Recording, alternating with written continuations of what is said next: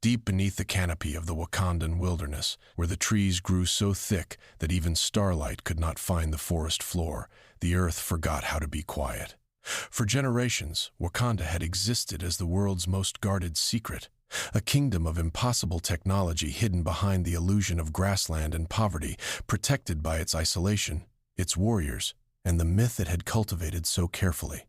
The world beyond its borders believed it to be a poor farming nation, and that lie had kept it safe for as long as anyone could remember. But lies, T'Challa had often said, were only as strong as the silence that guarded them. On that night, the silence broke. It came without warning, a tearing sound that seemed to split the sky in two, a streak of fire that no satellite had detected and no sensor had predicted. The object did not fall the way a meteor falls, burning and spent.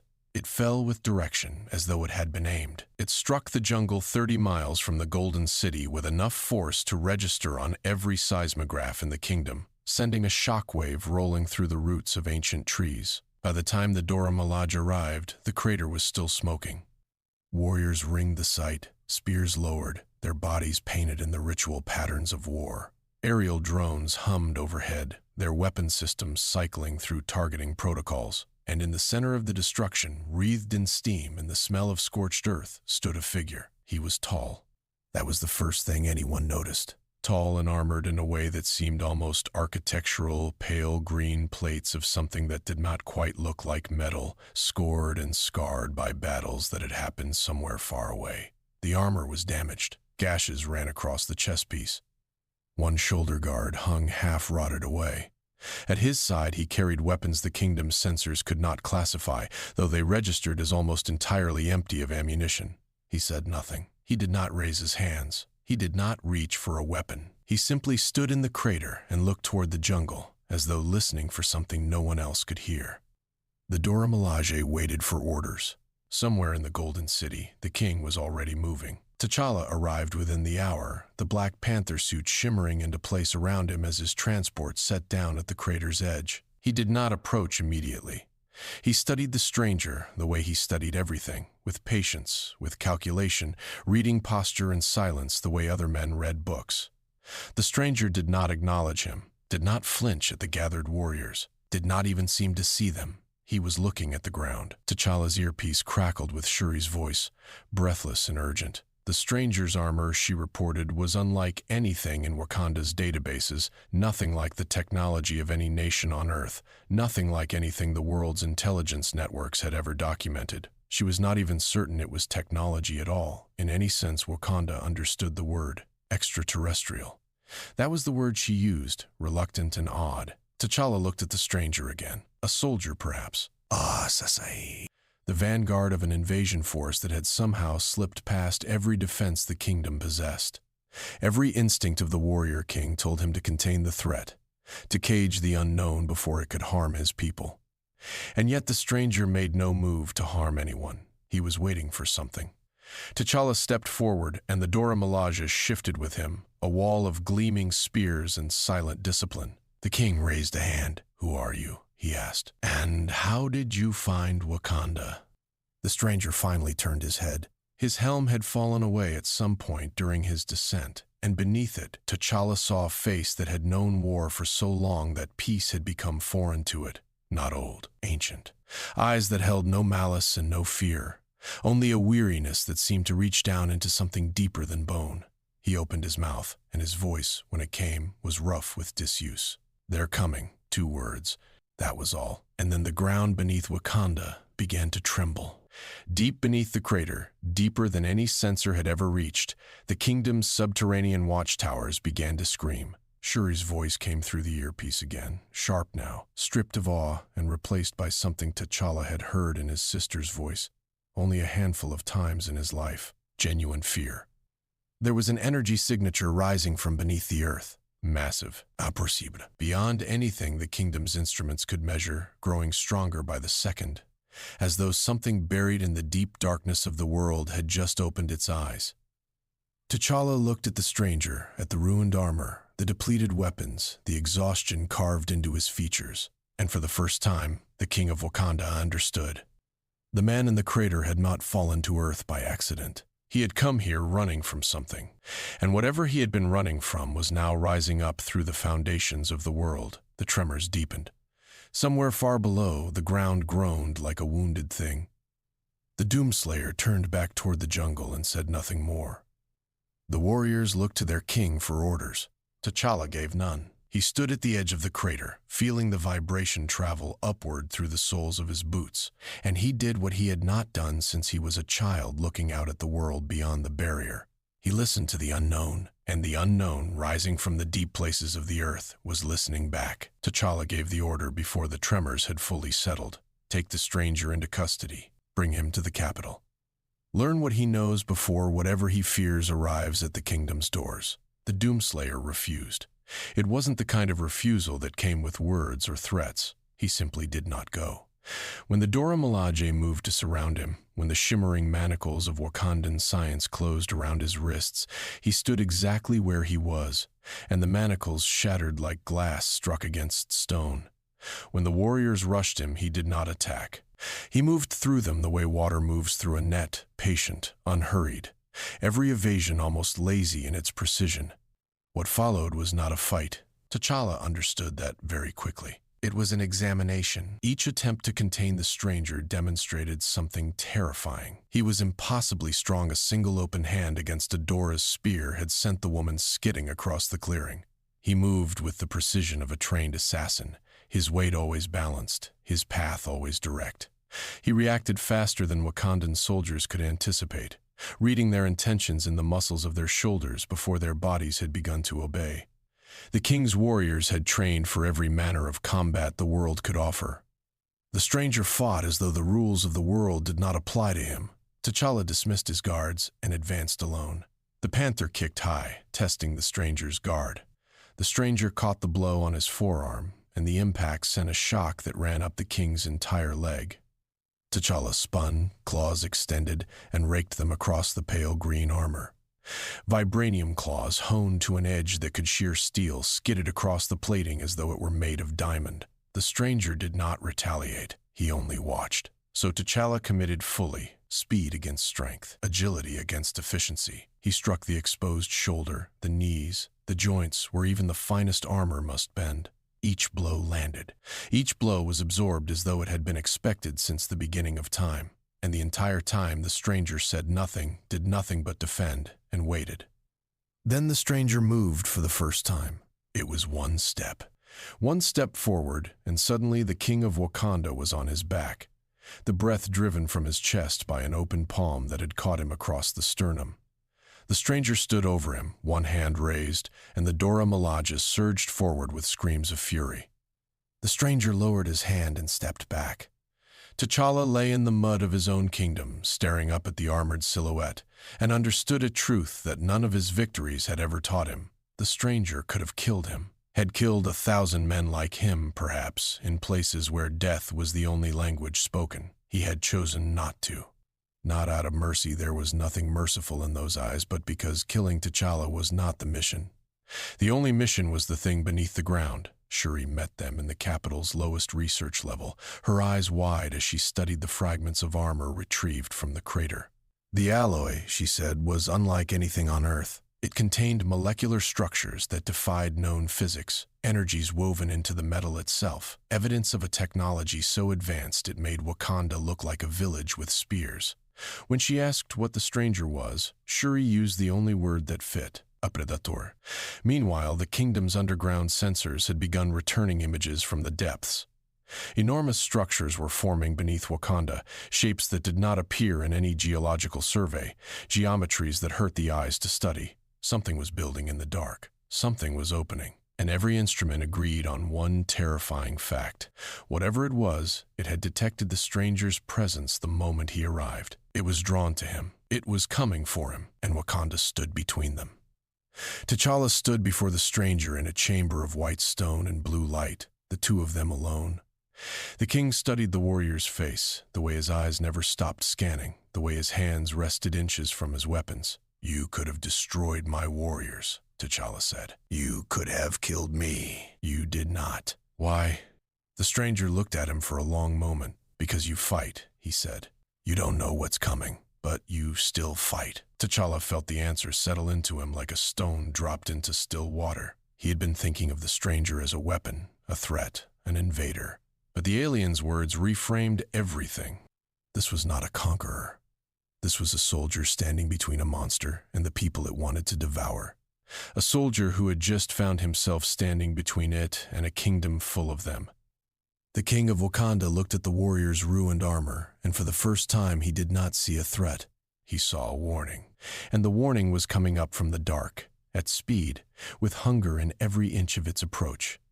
The gateway opened beneath the Golden City at midnight, in the deep service tunnels where no citizen ever walked. It did not rend the earth with fire and thunder. It grew. A seam of impossible light widened in the stone like a wound that refused to close, and from that wound came sounds that did not belong to the world.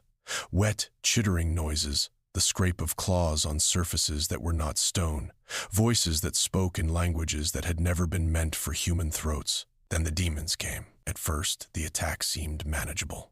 Wakanda possessed technology capable of defending itself against any conventional army on Earth. Energy weapons cut through the first wave of creatures before they had fully emerged.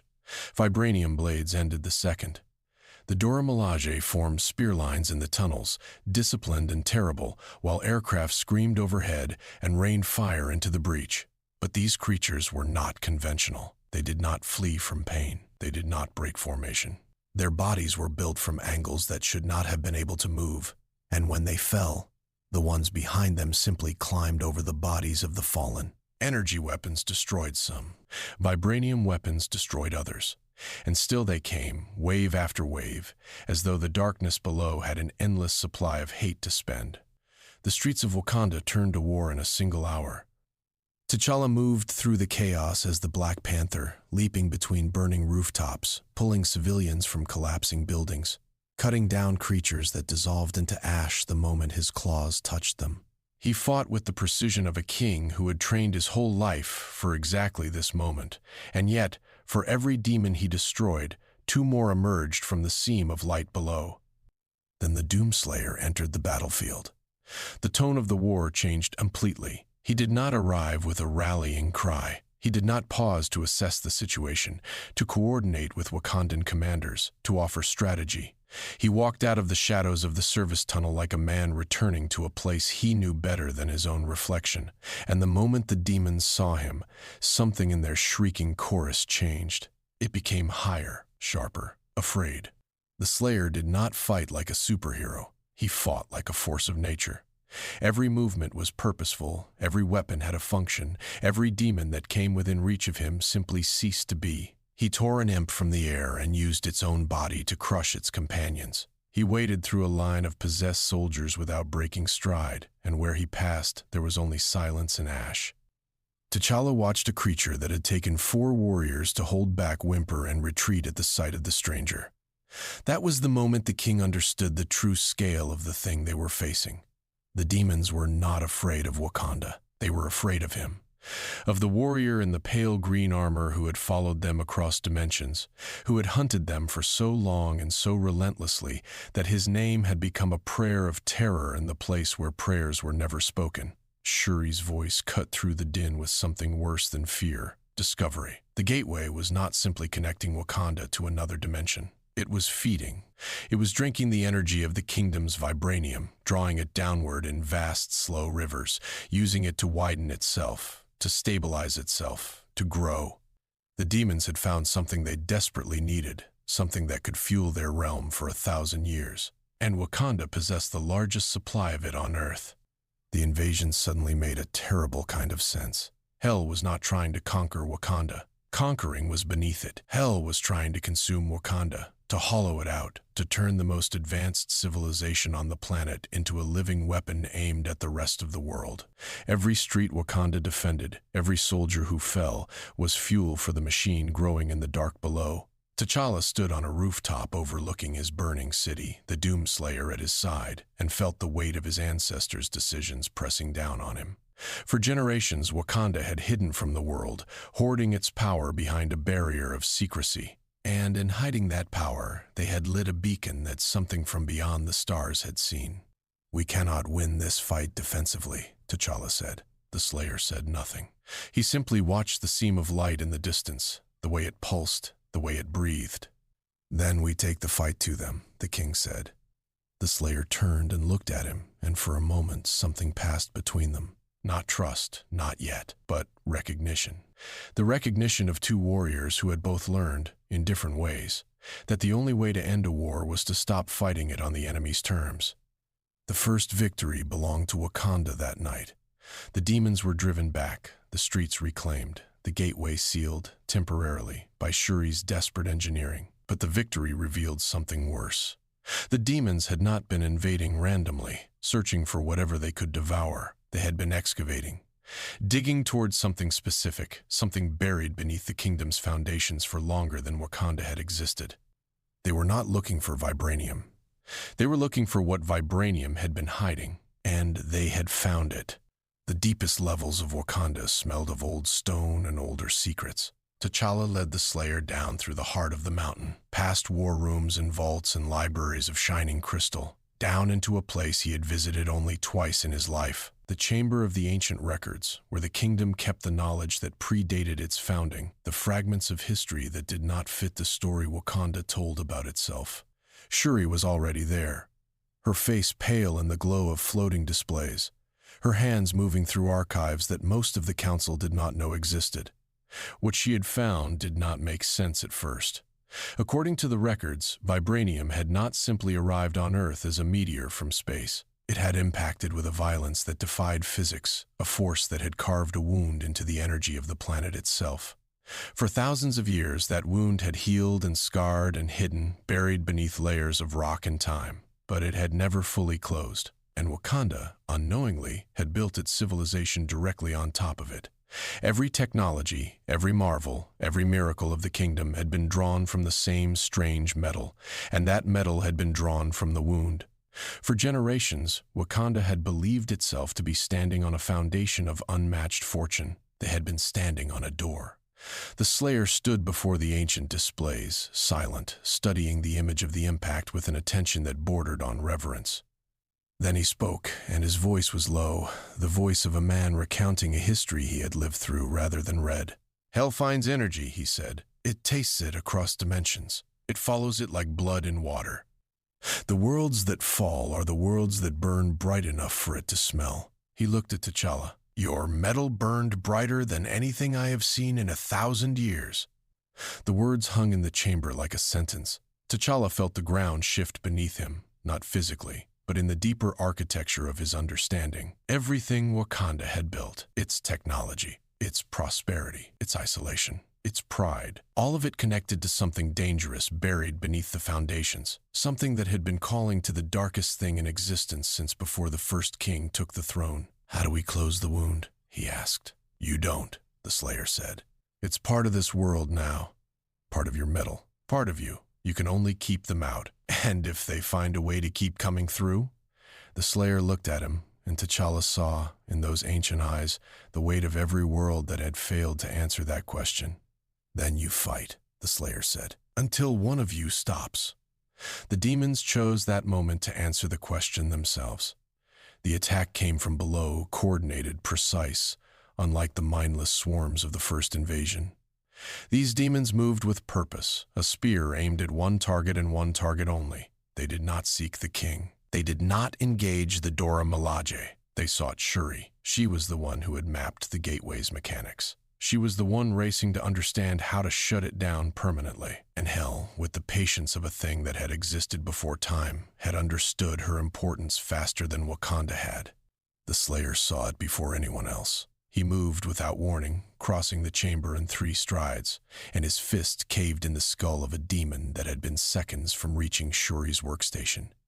He stood over her, a wall of iron and ash, and the demons threw themselves at him until the floor was slick with their remains. T'Challa reached them through the chaos, claws dripping, and pulled Shuri toward the exit. "She found the shutdown sequence," T'Challa said, breathless. "She can close the gateway. If they take her knowledge," the Slayer said, "the portal becomes permanent. It stops being a door. It becomes a wound that never heals." The words settled between them, heavy and final. T'Challa looked at his sister, at the fear in her eyes that she was too proud to name. and then he looked at the wall of demons still pouring through the distant corridor. He had spent his entire reign defending Wakanda from the outside world, building walls, keeping the kingdom safe behind its barrier of illusion. But the enemy was not outside. The enemy was below. And the walls of Wakanda meant nothing to a thing that lived beneath them. The king made a decision. "We will not simply defend," he said. "We will go through the gate.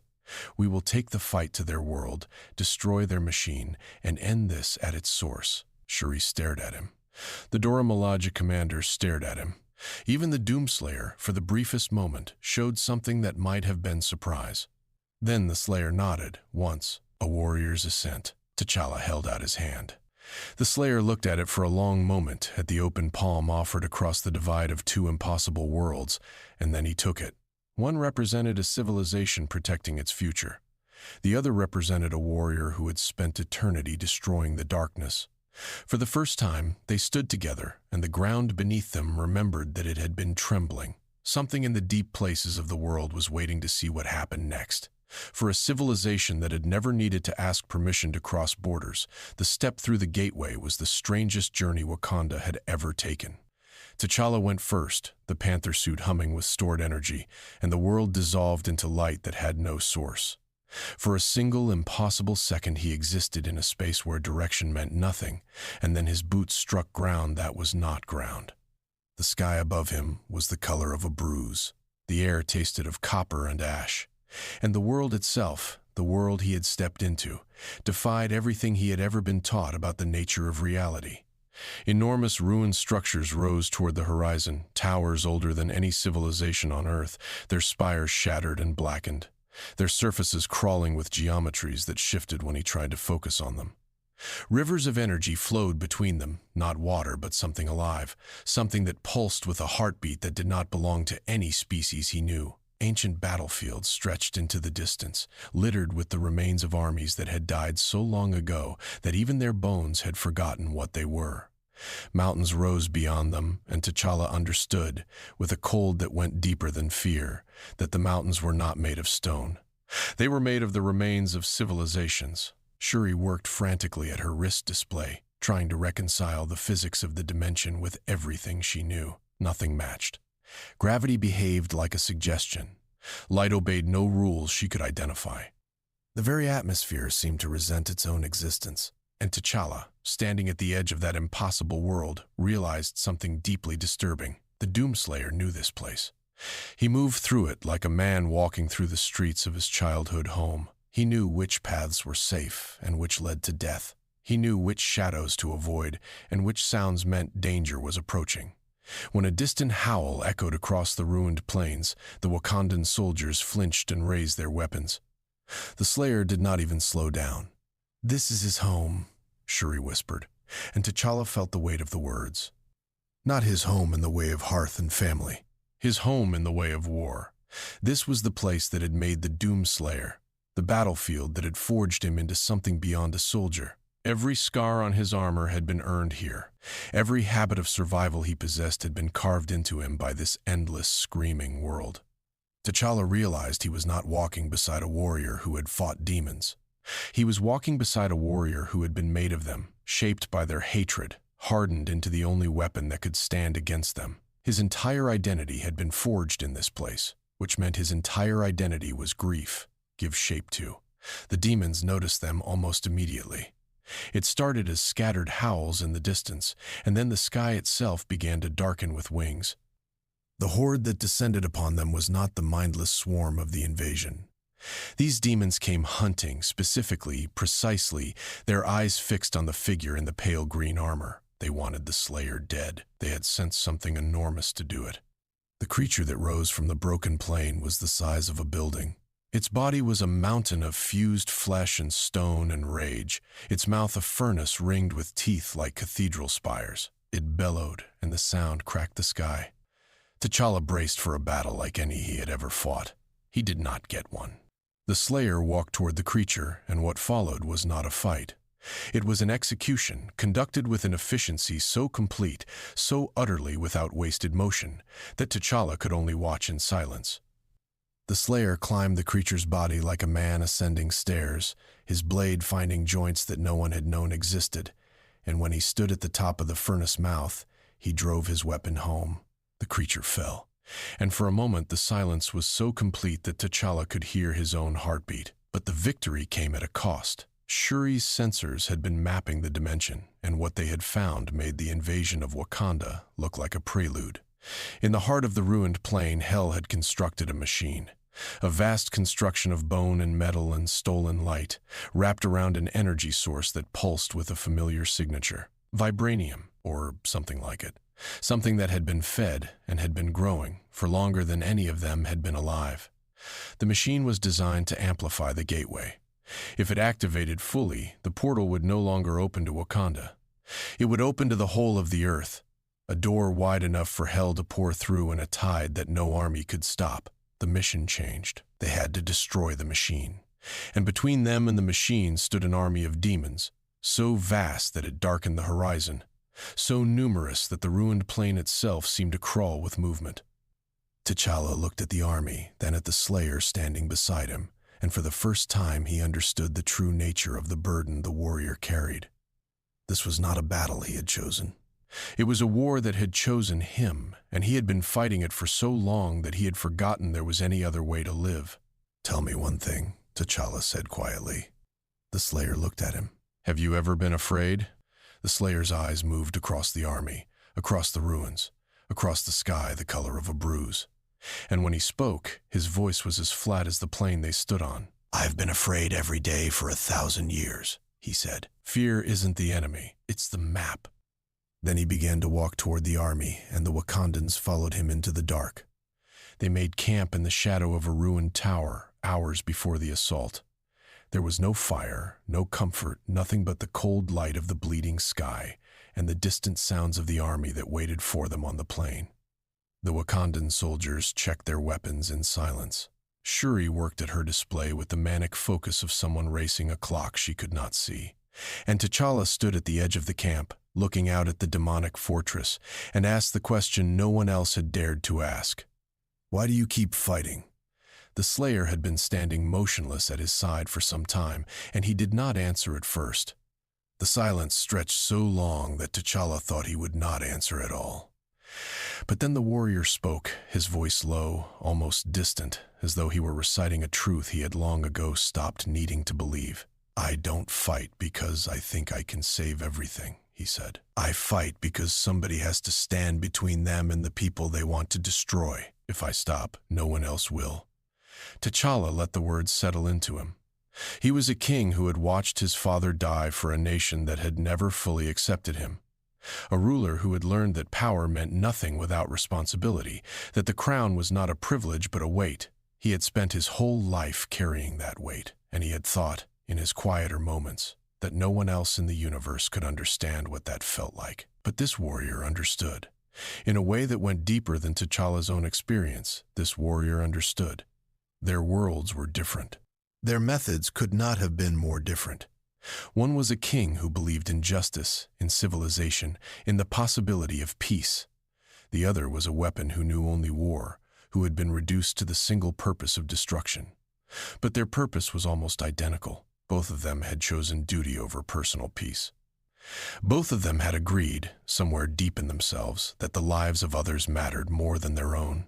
"I thought strength came from not fearing death," T'Challa said quietly. The Slayer turned to look at him, and for the first time, there was something in his eyes that was not weariness, something almost like recognition. "It doesn't." "Then what?"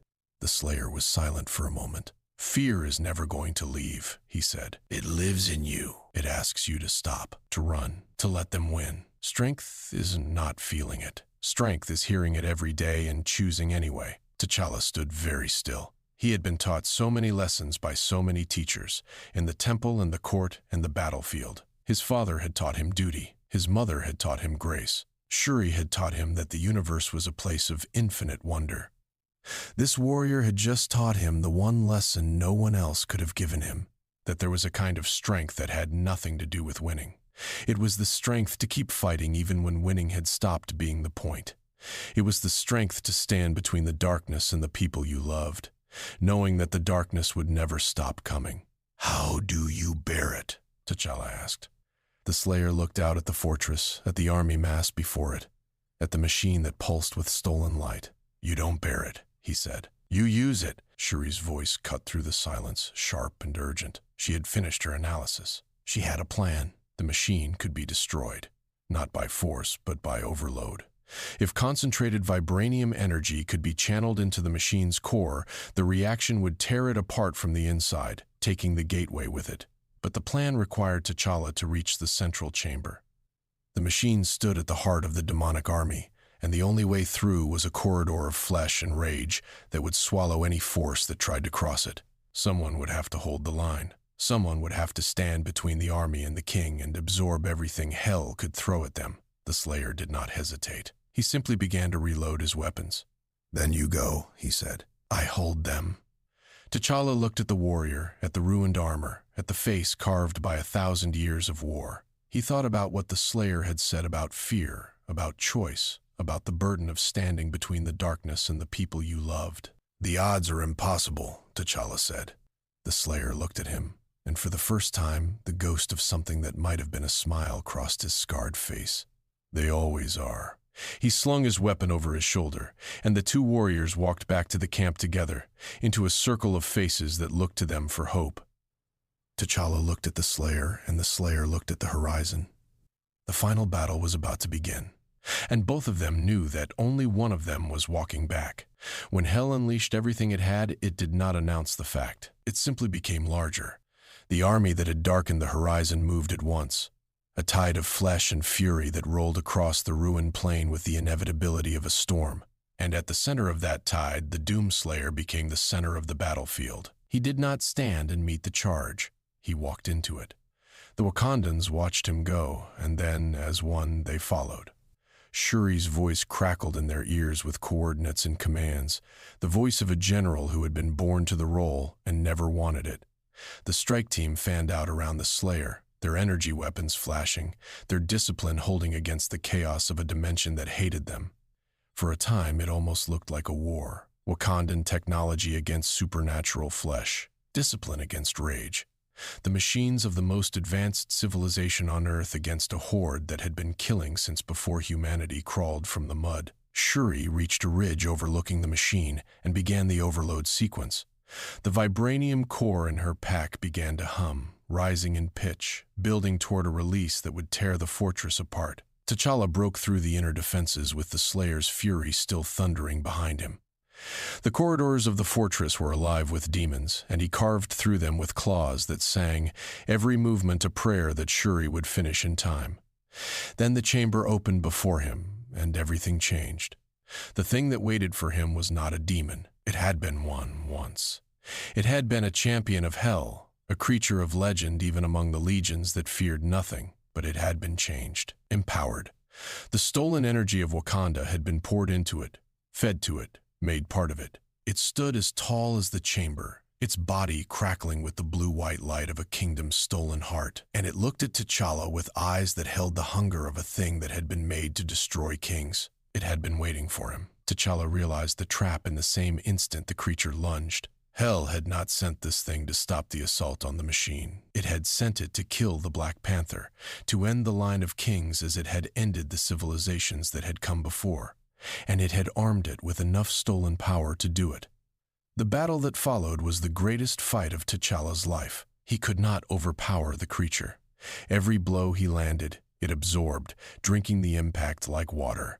Each time he tried to outmaneuver it, it was already there, its speed augmented by the same vibranium that powered his own suit. The King of Wakanda was forced to fight with a mind sharpened to a razor's edge, to see the patterns in the creature's attacks, to find the moments when its stolen power worked against it, to turn the enemy's strength into the enemy's weakness. He outthought it. He outweighted it. He found the flaw in its armor, the point where the stolen energy thinned, and he drove his claws into it with everything he had. The creature fell. And across the plain, the Doomslayer was slowly being surrounded. For the first time in the story of his legend, the Slayer's advance stalled. The Horde had learned the shape of him, had thrown enough bodies into his path that even his inexorable progress had slowed. He fought in a ring of his own making, a circle of dead demons that grew wider with every breath, but there were always more, and his movements for the first time were not effortless. He was tiring. T'Challa saw it from the fortress walls. The Slayer could destroy almost anything. He had proven that to gods and monsters across 1,000 years, but he could not be everywhere. He was one warrior, one final defense, standing between an army and the machine, and even a force of nature could feel the weight of eternity pressing down on it. Then the Wakandans changed the battlefield. The strike team, broken and bloodied, reformed. But instead of retreating, instead of running to protect their king, they ran toward the Slayer. They formed a line around him, their energy weapons blazing, their bodies a wall of flesh and courage between the horde and the warrior who had come to protect them.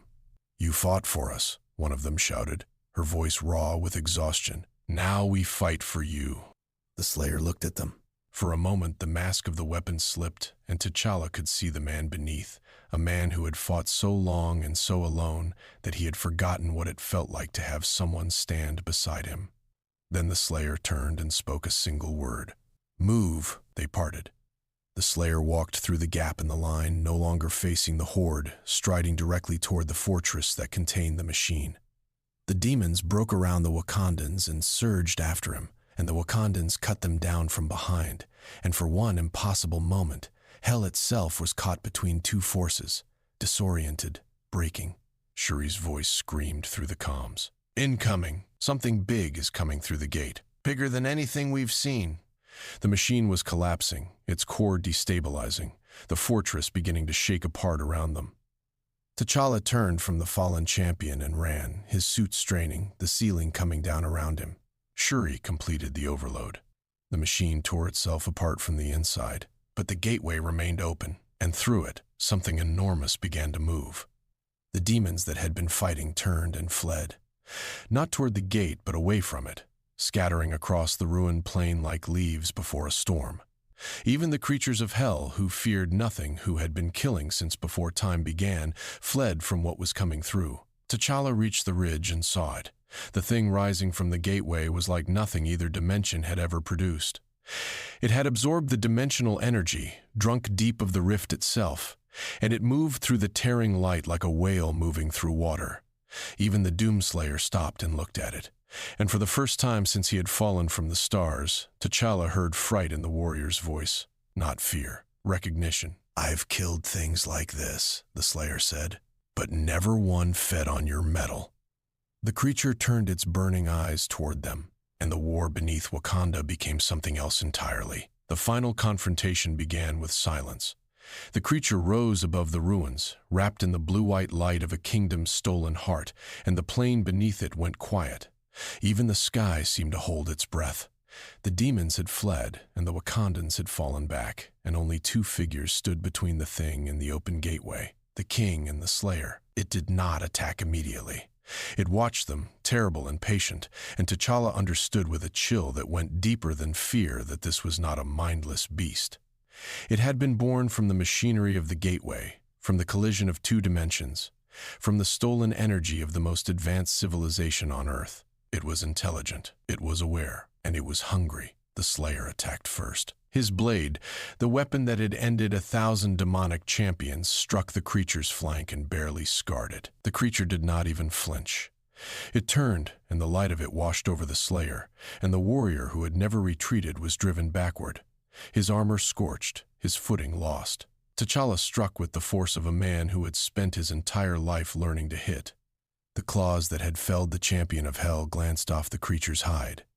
The energy weapons of the strike team, firing in unison, did nothing. It was drawing strength from both sides of the portal. The truth of it crystallized in T'Challa's mind like ice. Every attack they made fed it. Every weapon they used became part of it.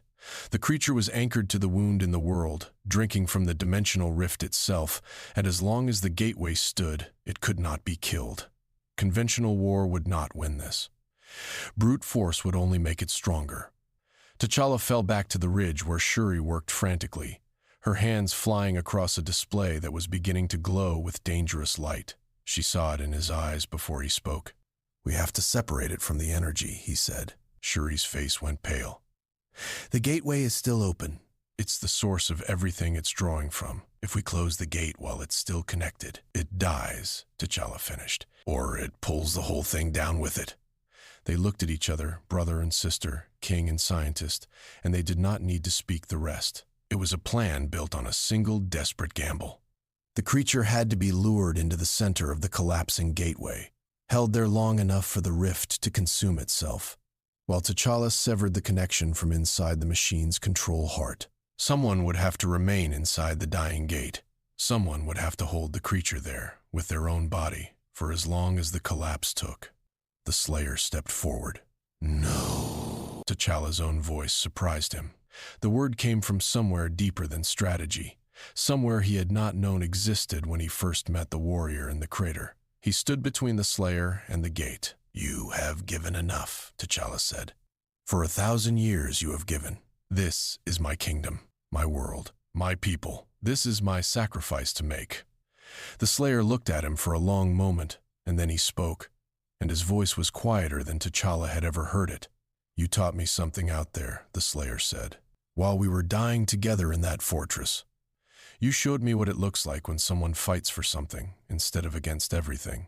He looked past T'Challa, at the creature that had begun to turn toward them, drawn by the sound of voices. The last world I stood on, I was too late. It was already gone. I swore I would never stand on another one that fell because I hesitated. You can't save every world, T'Challa said.